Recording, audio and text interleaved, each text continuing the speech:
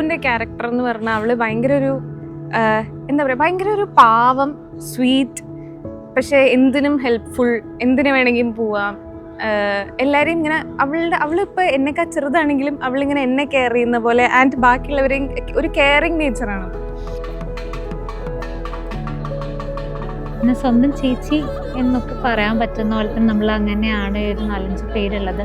അപ്പം അങ്ങനെ തന്നെ എപ്പോഴും എല്ലാത്തിനും പറയാൻ പറ്റുന്ന വെച്ചാൽ ഭയങ്കര ഒരു ചെറിയ പോയിന്റിലൊരു അഡ്വൈസ് എടുക്കാൻ വേണ്ടി പെട്ടെന്ന് തൊട്ട് മുകളിലുള്ള ഒരാളെന്ന് പറഞ്ഞാൽ ഞാനാണെങ്കിലും ഇവരാണെങ്കിലും മിക്കവാറും അപ്രോച്ച് ചെയ്യുന്നത് അപ്പു ചേച്ചീനെ ആയിരിക്കും.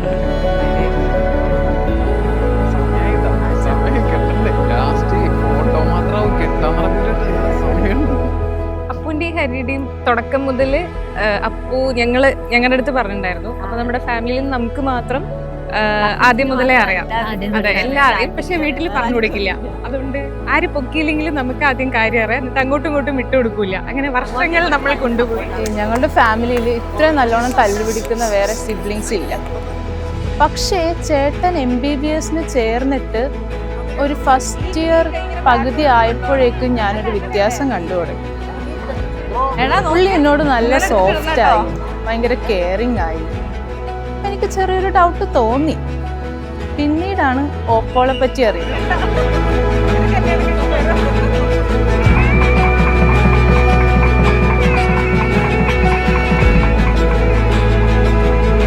ഞാൻ കോഴിക്കോടാണ്, അവൻ എറണാകുളമാണ്. അപ്പോൾ automatically what are the chances of S meeting വെച്ചാൽ ഒരുമിച്ച് പഠിക്കാനിടയായി ട്രിവാൻഡ്രത്ത് പോയിട്ട്.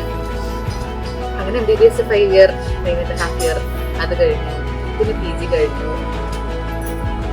എല്ലാം എന്ന് വെച്ചാൽ ഒരുമിച്ച് ഉണ്ടായിട്ടുണ്ട്. ട്രിവാൻഡ്രത്ത് ആകുമ്പോൾ ഇപ്പൊ നമ്മൾ എപ്പോൾ കാണുന്ന തോന്നിയാൽ കാണാൻ പറ്റും.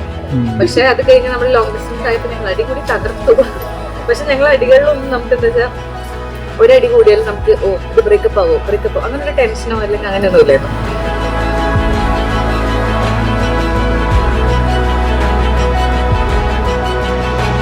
ഒരു മിക്സഡ് ഫീലിംഗ് ആണ്.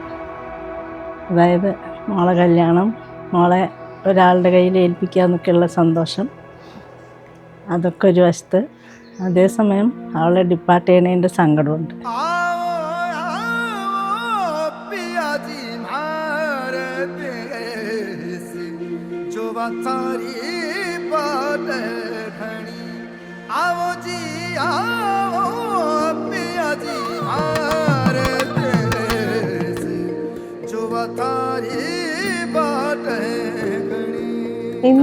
ഇന്നത്തെ ദിവസം ആക്ച്വലി ഹെക്ടിക് ആയിരുന്നു. ഒന്ന് എൻജോയ് ചെയ്യാൻ ഇനി വീട്ടിൽ പോയിട്ട് നമ്മളെല്ലാം കൂടുമ്പോഴായിരിക്കും ഇതിന്റെ ഒരു സെറ്റിൽ ചെയ്യുന്ന ഒരു ഫീലിംഗ് വരിക.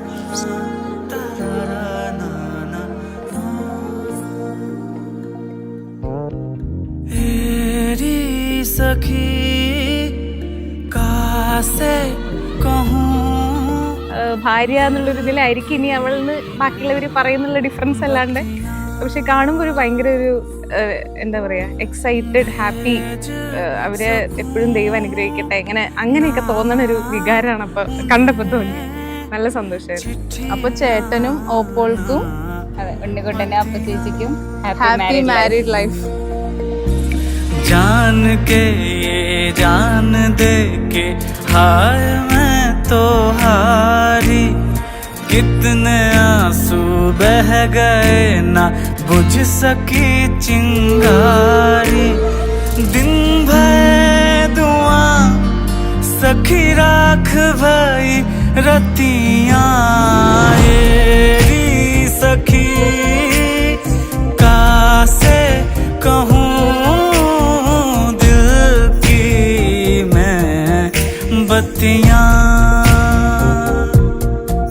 हो, अगन मन की जलन तन की धारा नयन की वहाँ भी बहती, आँखों से छलका मोतियों ढलका तेरी भी पलकों पे क्या महकी लट